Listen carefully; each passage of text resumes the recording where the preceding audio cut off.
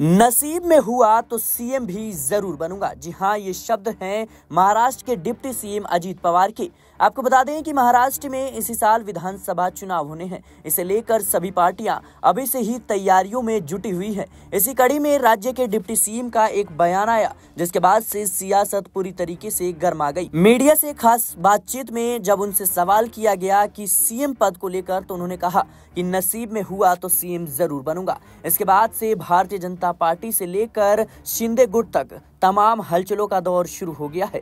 इस दौरान अजीत पवार ने कहा कि इतने साल से मैं राजनीति में हूं और इसके पहले जिस पोस्ट पर हूं उस पोस्ट पर मैं पहले नहीं था, तब उसकी जिम्मेदारी खुद साहब के ऊपर थी। अब वो जिम्मेदारी मेरे ऊपर है। मेरे साथ सब आए हुए हैं। मेरे काम का मतलब केवल विकास और गरीब जनता की मदद करने का है।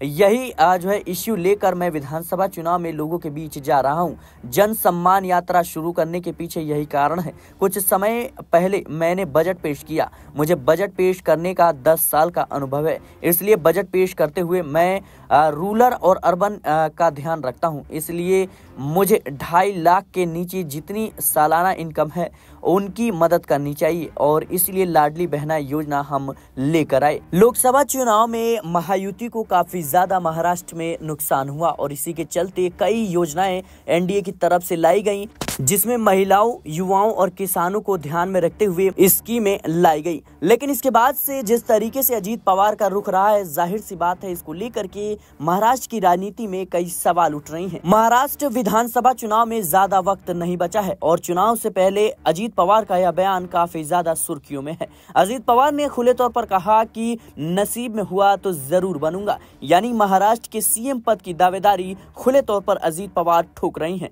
आपको बता दें, लोकसभा चुनाव के बाद से लगातार महायुति में खटपट की स्थिति पैदा होती हुई नजर आ रही है। मोदी कैबिनेट में सम्मानजनक पद न मिलने से लगातार जो एकनाथ शिंदे और अजीत पवार के गुट में नाराजगी देखी जा रही है। अजीत पवार के इस बयान के पीछे आखिर उनका मकसद क्या है, ये तो आने वाला वक्त ही बताएगा। बहरहाल इस रिपोर्ट में इतना ही। देश और दुनिया की तमाम खबरों के लिए चैनल को सब्सक्राइब जरूर करें।